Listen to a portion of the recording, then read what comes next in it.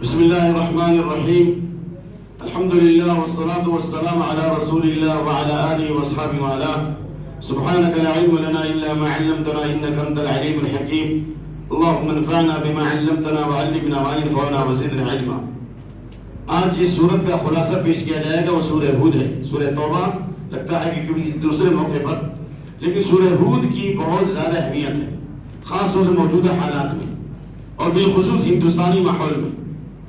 سب سے پہلے یہ سورہ ہود یہ ان سورتوں میں جو مکی زندگی میں نازل ہوئی ہجرت سے تھوڑا پہلے. نمبر 1. نمبر 2، اس سورت کا جو مقصد کیا، مرکزی مضمون کیا ہے، یعنی یہ سورت کس کے ارد گرد گھومتی ہے. تو اس سورت کا اہم ترین جو مقصد ہے وہ دشمنان اسلام کی ریشہ دوانیوں، ان کی سازشوں اور مکاریوں کا جواب، اور اسلام اور مسلمانوں کے خلاف استہزاء اور مذاق اڑایا گیا، اللہ نے اس کا انجام بتا دیا ہے.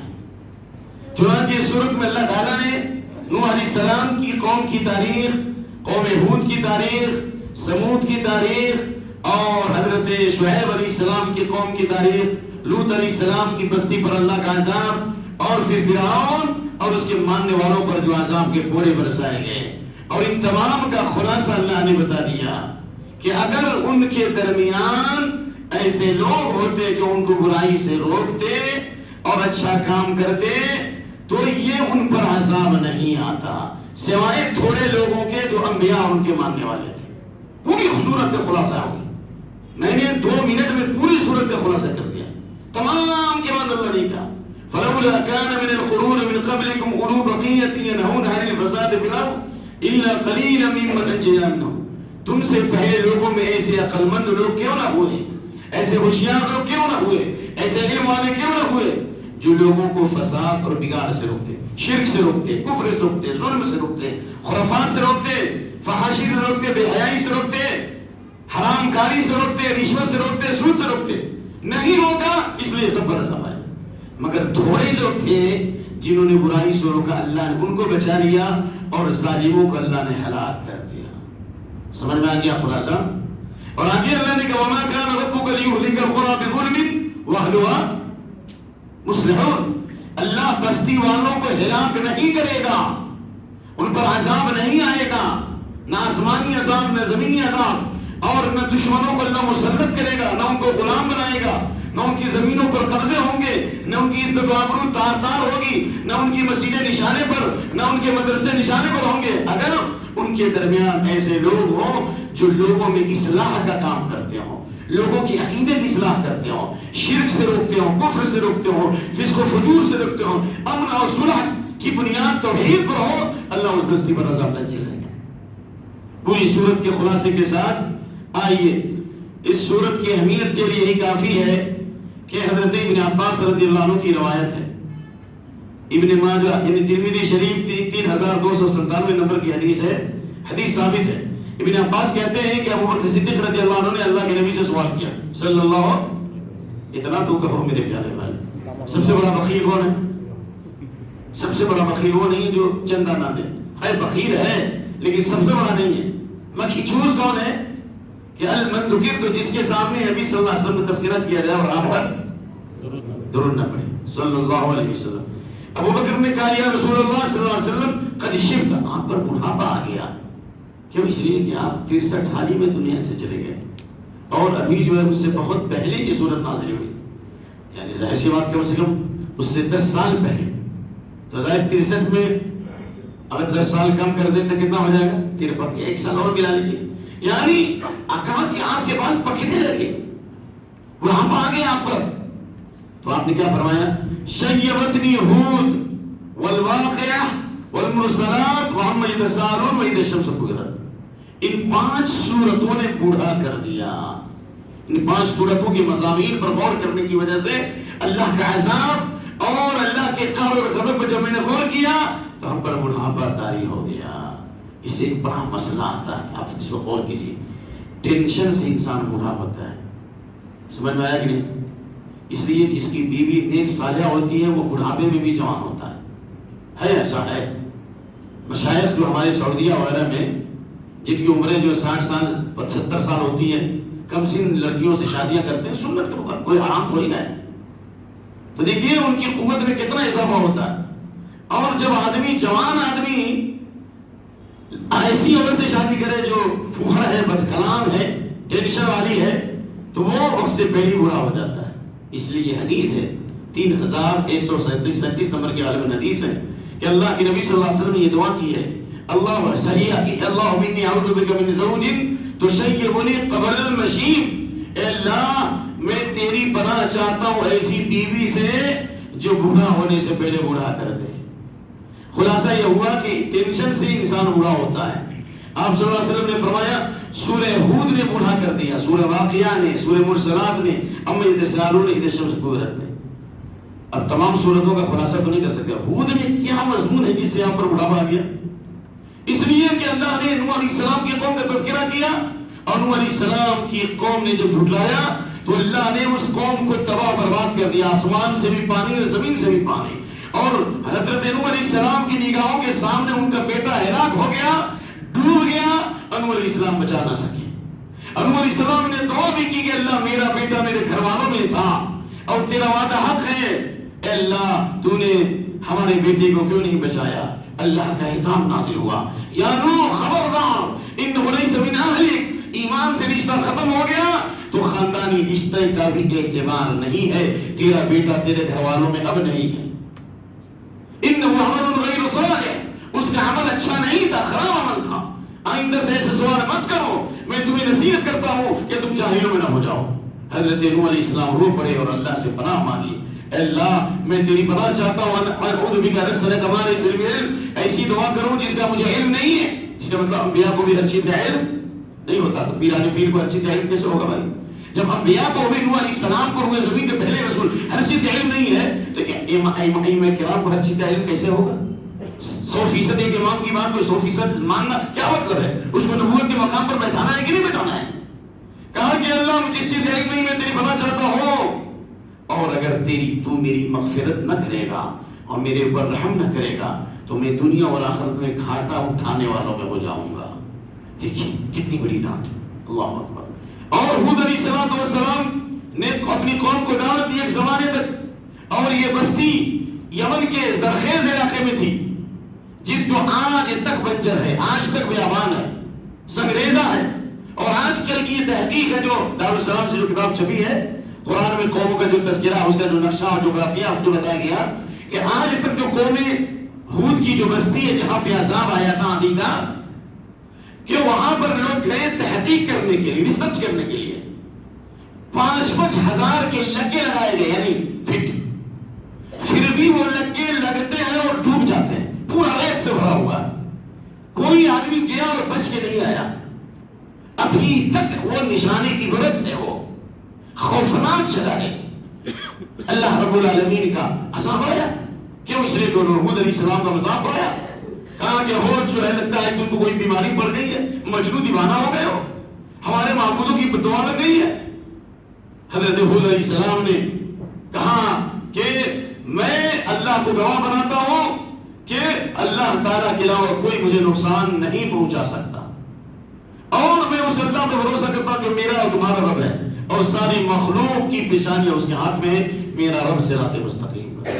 پھر اللہ کا عذاب آیا اور اللہ نے ہود علیہ السلام ان کے ماننے والوں کو بچایا، اور جو ان کے جھٹلانے والے تھے سب کو اللہ نے آندھی طوفان سے ہلاک کر دیا. 7 لیال و 8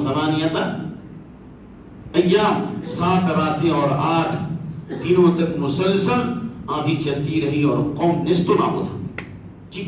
اور اسی طریقے سے قوم صالح، جس کو قوم سمود کہتے ہیں، جو سعودیہ کے جو مدینہ سے جنوب میں واقع ہے، یعنی وہ علاقہ جو اولا کا علاقہ ہے جو آج اس وقت لوگوں کو جانے نہیں دے رہے، وہاں پر بہت کام ہو رہا ہے. تو خلاصہ یہ ہے کہ وہ بڑے بڑے پہاڑوں کو تراش کر بلڈنگوں بناتے تھے، لیکن انہوں نے بھی استہزاء اور مذاق اڑایا اور اللہ نے زلزلے سے ان کا ہلاک کر دیا. اسی طرح اللہ تعالیٰ نے قوم لوط کی بستی کو الٹ دیا. کیوں؟ اس لیے کہ ان کی فطرت غلط تھی. اب عورتوں سے شادی نہ کر کے مردوں سے شادی کرتے تھے، تو گویا فطرت بدل گئی، ان کی فطرت بدل گئی، نیچر بدل گیا، تو عذاب بھی ویسے ہی آیا کہ اللہ نے زمین کو ہی پلٹ دیا. اور کیسے پلٹا؟ حضرت جبرائیل علیہ السلام نے قوم لوط کی بستی کو ہاتھ میں رکھا، سننے آپ لوگ ہوشیار ہیں یا نہیں؟ یہاں تک کہ اٹھا لیا آسمان تک، کتنی طاقت نہیں ہوگی؟ اور یہاں تک کہ رونے کی آواز اور کتے کے بھونکنے کی آواز پہلے آسمان کے فرشتوں نے سنی اور پھر وہاں سے زمین کو مار دیا. ایک نمبر 2، پتھروں کی بارش ہوئی اور وہ پتھر بھی نشان لگے ہوئے تھے. من سجیل منضود مسومۃ عند ربک، یہ پتھر کس کو لگے گا، یہ پتھر کس کو لگے گا، اس پر بھی اللہ تعالیٰ لکھ دیا تھا. اللہ اکبر. اور تیسرا یہ کہ اللہ نے ان کی آنکھوں کی روشنی سلب کر دی. کتنا بڑا آسان ہے. کیا اس میں ہمارے لیے درس عبرت نہیں ہے کہ آج بہت سارے یورپ ممالک میں اور بہت سے ایشیائی ممالک میں بھی لوگوں نے مردوں کے ساتھ شادیاں جائز کرا دی تھی، عورتوں کی عورتوں کے ساتھ. یہ عذاب آنے والا ہے، یہ تباہی آنے والی ہے، یہ بربادی آنے والی ہے، یہ قوم ڈوبنے والی ہے، ہلاک ہونے والی ہے. بس فرق یہ ہے کہ نبی صلی اللہ علیہ وسلم کی دعا کی برکت سے تمام لوگ ہلاک نہیں ہوں گے جس طرح پچھلی امت مکمل ہلاک ہو گئی، لیکن تباہی اور بربادی آنا یقینی ہے. اللہ کے عذاب سے کوئی نہیں بچا سکتا ہے.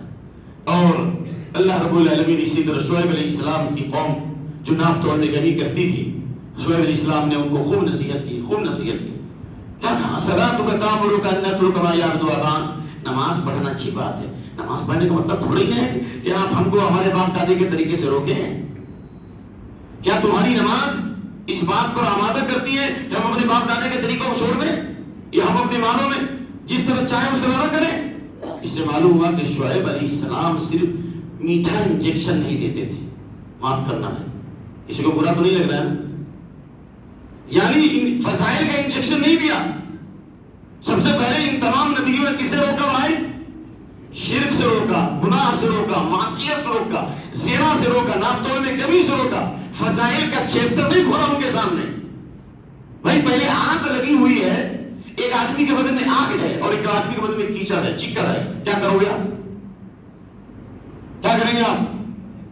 آگ بجھائیں گے. شرک کی آگ کو بجھائیں گے یا یہ گناہوں کی یا گناہ کے دھبے کو ہٹائیں گے؟ پہلے آگ، وہاں کے ہو. اس لیے تمام انبیاء کا مرکزی نقطہ توحید تھا اور اللہ تعالیٰ نے ان تمام نبیوں اور رسولوں کی تعریف فرمائی اور ان کے ماننے والوں کو نجات دی. اس لیے شعیب علیہ السلام کا تذکرہ فرعون کا تذکرہ ہے جس کی تفصیل کو بیان کرنے کی ضرورت نہیں. اللہ رب العالمین نے شعیب علیہ السلام کے قوم پر جو عذاب بھیجا جس کا اس سے پہلے بھی آپ ذکر سن چکے ہیں کہ آسمان سے آگ کی بارش ہوئی. ناپ توڑ میں کمی کرنے والے سن لو، ڈپلیکیٹ سامان دینے والے سن لو، دھوکہ دینے والے سن لو. نمبر 1. نمبر 2 زلزلہ بھی آیا. نمبر 3 ایک چنگھار آئی جس سے ان کے دل پھٹ گئے. 3 دن عذاب آیا. اور اللہ کے نبی کی حدیث ہے اس امت میں جو لوگ ناپ توڑ میں کمی کریں گے اس امت پر بھی 3 عذاب آنے والا ہے. حدیث اتھینٹک حدیث ہے. ما نقص قوم من المکیال والمیزان الا ابتلوا بالسنین وشدۃ المؤون وجور السلطان. جو قوم ناپ توڑ میں کمی کرے گی اللہ تعالیٰ حد ساری کا عذاب بھیج دے گا اور ان کی ضرورت کو بڑھا دے گا اور ظالم و جابر بادشاہ کو مسلط کرے گا یا ظالمانہ جابرانہ قانون کو مسلط کرے گا. انکم ٹیکس، سیل ٹیکس، نہ معلوم کون کون سے ٹیکس میں ہم مر رہے ہیں، تباہ ہو رہے ہیں، برباد ہو رہے ہیں. یہ اللہ کا عذاب ہے. اگر ہم سب اپنے معاملات کی اصلاح کر لیں، حلال کام کرنا شروع کر دیں، دھوکہ دہی کو دور کر دیں، دیکھیے کیسے خوشحالی و فارغ البالی آتی ہے. تمام لوگوں کے دلوں کو اللہ نرم کر دے گا انشاءاللہ. تو بہرحال یہ پوری صورت کا خلاصہ ہوا اور ٹو پوائنٹ کچھ باتیں بہرحال ذکر کرنا ضروری ہے. وہ ذکر کرنا بہت ضروری ہے. بس سرسری طور پر اللہ تعالیٰ نے صورت کے آغاز میں نبی صلی اللہ علیہ وسلم کی ذمہ داری بتائی ہے. صرف نبی کی 2 ہی صفت بتائی ہے صلی اللہ. آپ بشیر ہیں اور نذیر ہیں. آپ کائنات کو پلٹنے والے نہیں ہیں، دلوں کو پھیرنے والے نہیں ہیں، مصیبت دور کرنے والے نہیں ہیں، پریشانیوں کا حل کرنے والے نہیں ہیں. آپ بشیر ہیں، اچھے اعمال پر بشارت دیں گے اور برے اعمال پر آگاہ کریں گے. نمبر 1. نمبر 2 اللہ نے استغفار کا 4 جگہ حکم دیا ہے اس صورت میں. کتنی جگہ؟ اور چاروں میں 4 فائدہ ہے. جو ان چاروں آیتوں پر عمل کرے گا استغفار پر، نہ دنیا میں لاچار نہ آخرت میں لاچار. یہ 4 فائدہ حاصل کریں گے آپ. بڑی علمی بات ہے واللہ، بہت علمی بات ہے. سمجھ گئے نا کیا ہے؟ پہلا جو اللہ نے بتایا ہوا استغفروا ربکم ثم توبوا الیہ، یہ ضرور سنیے آپ کہ توبہ اور استغفار کرو، نادم شرمندہ ہو گناہ پر اور آئندہ سے ارادہ کرو کہ ہم گناہ نہیں کریں گے. یہ توبے کا مطلب ہے. اور جو گناہ ہو گیا اس گناہ سے باز آ جائیں، اور اگر کسی کا معاملہ ہے تو اس کو معاملے کی کیا کر دیں، اصلاح کر دیں، اور توبے کا دروازہ بند ہونے سے پہلے توبہ کریں، موت کے فرشتہ آنے سے پہلے اور سورج مغرب سے نکلنے سے پہلے تک توبے کا دروازہ کھلا ہوا ہے، واضح؟ تو توبہ اور استغفار کا فائدہ کیا ہے؟ نمبر 1، اللہ نے کہا اچھی زندگی عطا فرمائے گا۔ آپ نے سن لیا نا کل کے درس میں، اچھی زندگی کی تفصیل سن لی نا، تو مزید اس کی تشریح کی ضرورت نہیں، اچھی زندگی دے گا، امن، شانتی، سکون، برکت ساری۔ نمبر 1۔ نمبر 2، وَيُؤْتِ كُلِّ ذِي فَضْلٍ فَضْلًا، اللہ ہر فضل والے کو فضل عطا کرے گا۔ کیا مطلب؟ قرآن میں فضل جو ہے میرے علم کے مطابق 2 معنی کے لیے آیا ہے، ایک مال کے لیے آیا ہے اور پہلا علم کے لیے آیا ہے، نبوت کے لیے بھی فضل آیا ہے۔ تو اللہ تعالیٰ ہر فضل والے کو فضل دے گا، یعنی اگر مال ہے تو اس میں برکت دے گا، اور علم ہے تو اللہ اس میں اضافہ کرے گا۔ ہو گیا؟ چلیے دوسری جگہ اللہ نے استغفار کا حکم دیا ہود علیہ السلام کی دعوت میں، جب ہود علیہ السلام کی قوم چھٹائی تو بارش کو اللہ نے روک لیا، تو کہا کہ میری قوم کے لوگوں، دیکھیں انداز بھی میٹھا ہے، میری قوم، یہ نہیں کہ کوئی ایسا انداز اختیار کیا ہے جس سے نفرت پیدا ہو۔ استغفروا ربکم ثم توبوا، توبہ اور استغفار کرو، یرسل السماء علیکم مدرارا، مسلسل بارش برسائے گا، کیونکہ ہر بارش نفع بخش نہیں ہوتی، کیونکہ قیامت کی نشانی ہے کہ بارش بہت ہوگی لیکن پیداوار کم ہوگی، یا بارش بہت ہوگی پیداوار کچھ بھی نہیں ہوگی، یہ بھی کہا ساری۔ تو مسلسل بارش برسائے گا، نمبر 1۔ نمبر 2، اللہ تمہاری قوت میں اضافہ کرے گا، مال کی قوت میں، علم کی قوت میں، افرادی قوت میں، سیاسی قوت میں، فوجی قوت میں، جو بھی قوت ہے سب میں اللہ اضافہ کرے گا۔ چلیے نمبر 3، حضرت صالح علیہ السلام کی قوم نے بھی مذاق اڑایا اور کہا کہ تو اتنا شریف تھا، تو یہ کام کرنے لگا دعوت کا، ہم تو سمجھتے تھے تو ہوتا تو بڑا کام کرتا ہے، یہ گھٹیا کام کرتا ہے، اعوذ باللہ، انک لانت الحلیم الرشید، تو بڑا بردبار تھا، رشید تھا، ہم نہیں سمجھتے تم یہ کام کرو گے۔ تو حضرت صالح علیہ السلام نے کہا واستغفروا ربکم ثم توبوا الیہ ان ربی قریب مجیب، توبہ اور استغفار کرو گے تو فائدہ کیا ہوگا؟ میرا رب بہت قریب ہے اور جواب دینے والا۔ کیا مطلب؟ جو آدمی توبہ اور استغفار کرے گا، پہلا فائدہ تو معلوم ہو گیا، دوسرا فائدہ بھی معلوم ہو گیا، تیسرا فائدہ یہ ہے کہ اللہ سے وہ قریب ہو جائے گا۔ توبہ اور استغفار کا عظیم فائدہ یہ ہے کہ آپ کی دعائیں کیا ہوں گی؟ جلدی قبول ہوں گی۔ دعا تو مشرکی بھی قبول اللہ نے کی، لیکن توبہ اور استغفار فائدہ یہ ہے کہ جلدی قبول ہوگی۔ اس لیے حضرت یونس علیہ السلام اگر یہ توبہ اور استغفار نہیں کرتے تو ان کی دعا قبول ہوتی؟ قیامت تک مچھلی کے پیٹ میں رہتے کہ نہیں رہتے؟ فلولا انه كان من المسبحين للبث في بطنه الى يوم يبعثون، قیامت تک رہ جاتے۔ تو یہ فائدہ ہے، اگر آپ اللہ سے قریب ہونا چاہ رہے ہیں، کہ دنیا والوں سے قریب ہونا چاہ رہے ہیں اور چاہتے ہیں کہ اللہ آپ کی دعائیں قبول کرے، خوب توبہ استغفار کرو، خصوصاً یہ فضیلت والا ایام ہے۔ علماء کہتے ہیں کہ آخری اشرے میں جو اہم عبادت ہے قرآن کی تلاوت اور ذکر و اذکار کے ساتھ سب سے زیادہ توبہ استغفار کرنا چاہیے۔ اس لیے اللہ کے نبی صلی اللہ علیہ وسلم عائشہ کو بھی لیلۃ القدر کے اہتمام میں توبہ استغفار کا حکم دیا۔ وہ کون سی دعا؟ اللہم انک عفو تحب العفو فاعف عنی، اللہ تو سراپا معاف کرنے والا ہے، معافی کو پسند کرتا ہے تو ہمیں معاف کر۔ چلیے چوتھا مقام، واستغفروا ربکم ثم توبوا الیہ ان ربی رحیم ودود۔ حضرت شعیب علیہ السلام نے بھی کہا کہ نام توڑنے گری مت کرو، ظلم مت کرو لوگوں پر، میرا رب توبہ استغفار کرو، میرا رب بہت رحم کرنے والا ہے، محبت کرنے والا ہے۔ اس سے معلوم یہ ہوا کہ اگر ہم سب خوب توبہ کریں تو اللہ کی رحمتیں نازل ہوں گی اور اللہ ہم سے محبت کرے گا۔ ان اللہ یحب التوابین ویحب المتطہرین، اللہ تعالیٰ بہت زیادہ توبہ کرنے والے کو اور بہت زیادہ باقی حاصل کرنے والے کو پسند کرتا ہے۔ الحمدللہ تقریباً خلاصہ ہو گیا، لیکن سرسری طور پر جو نکات ہے اس کو سن لیجیے۔ اللہ نے فرمایا کہ روئے زمین میں کوئی بھی مخلوق ہے اس کی روزی اللہ نے متعین کر دی ہے، نمبر 1۔ نمبر 2، قرآن نے چیلنج کیا کہ اگر تم اس قرآن میں شک ہے 10 سورتیں لے آؤ، لیکن تم ہرگز نہیں لا سکتے۔ اسی طریقے سے اللہ تعالیٰ نے نبی صلی اللہ علیہ وسلم کی تمام قوموں کی تباہی و بربادی کے بعد فرمایا فاستقم کما امرت۔ بعض مفسرین کہتے ہیں اس آیت کی ڈانٹ اور اس آیت کے انداز پر نبی نے غور کیا صلی اللہ علیہ وسلم تو آپ بوڑھے ہو گئے۔ یا فاستقم کما امرت، جس طرح حکم دیا گیا ہے اس طرح صحیح راستے پر، اسٹریٹ بات نبی کو کہا، اسٹریٹ بات، اسٹریٹ میں سیدھے راستے پہ چلو، خبردار۔